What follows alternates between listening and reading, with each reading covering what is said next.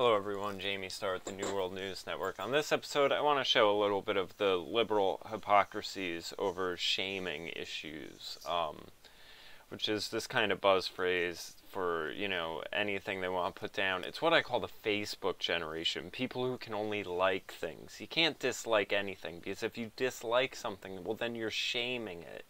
So, you know, this creates a real problem where, you know, to have a bias is offensive, or to have a preference or an opinion is offensive. You all just go along to get along, only like things, never dislike. So to start, we're going to show Anna from the Young Turks exposing her hypocrisy, and then I have another article to get into. So let's get into this first. Especially since like society always frowns on people who are overweight, I think that it's courageous enough for her to want to go up on that platform and dance with her so-called skinny friends, right? I love that about her. Like, she's confident, she wants to dance, she wants to have a good time, and then you have this excuse me, but dick bouncer who's telling you you're not pretty enough. Get off the stage, you fat fuck! I don't know that I'd go that far. No, because he's demeaning and belittling people who are having a weight problem, and that's not okay. Get off the stage, you fat fuck! Yeah, okay. but it's okay. It's one thing to be overweight. It's another thing to have someone fat shame you. Get off the stage, you fat fuck! A lot of the people that are picking on him for his weight gain aren't really lookers themselves. Yeah. You know, and it's the classic bullying move where you want to feel better about yourself, so you look to someone and pick on their imperfections to feel good about yourself. It's stupid. Get off the stage, you fat fuck! She does not strike me as someone who's trying to joke around about an issue.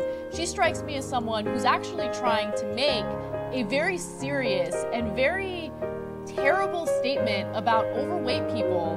Get off the stage, you fat fuck! It's probably not a good idea to isolate a huge group of people in your business model. That's exactly what she's doing. Get off the stage, you fat fuck! At the same time, it's a terrible idea for you to look at one of your employees and just straight out call her fat.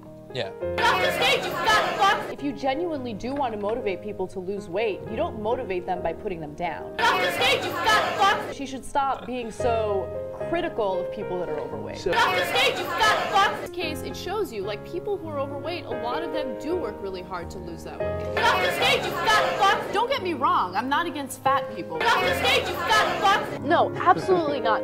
If people are this judgmental when it comes to looks, and watch, I'm gonna get a bunch of people saying that I'm that way, but get off the stage, you fat fuck! Look, people who are willing to reject others solely based on the way they look, solely based on their weight, have no friends, have no life, are pathetic. Get off the stage, you fat fuck! And deserve to be on a website like this. They're not beautiful people, they're the ugliest people on the planet. Get off the stage, you fat fuck! Don't call them fatties. There's a way to talk about this where you're not offensive and you don't sound like a douchebag. You could very easily say, get off the stage, you fat fuck! Bullying kids that you think are fat? Really? That's unacceptable behavior.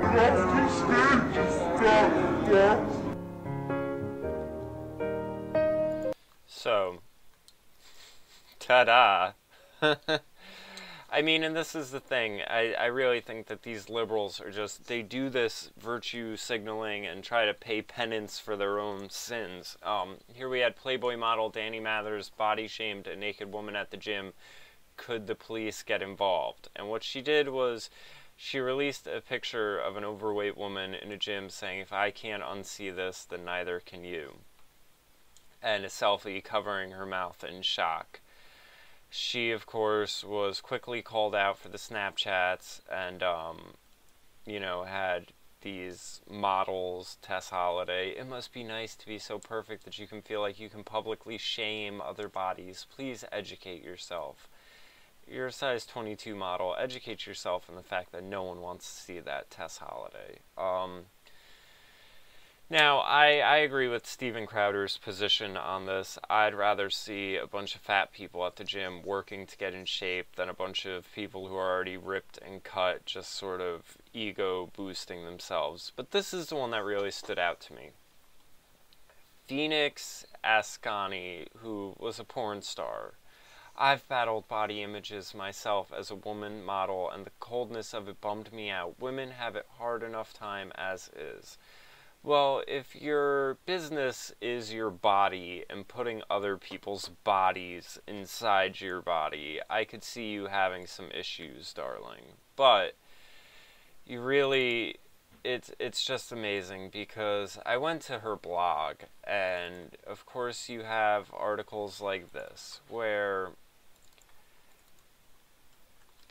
a man who's body shamed while dancing is having a party thrown just for him. Internet bullying is no joke. That's why I'm so pleased to see something amazing come from this rudely captioned photo taken by a body-shaming jerk and posted on 4chan. So this guy was dancing and then stopped when people were laughing at him. And then, you know, I guess, people felt bad and threw a party just for him. Anyone know this man or who posted this? There's a huge group of ladies in LA who would like to do something special. So, of course, all these girls hop behind it and throw this guy a party. And let's see, a GoFundMe page was created to help raise funds to show the guy the time of his life. A dance floor filled with body-positive women in LA ready to get down with Sean.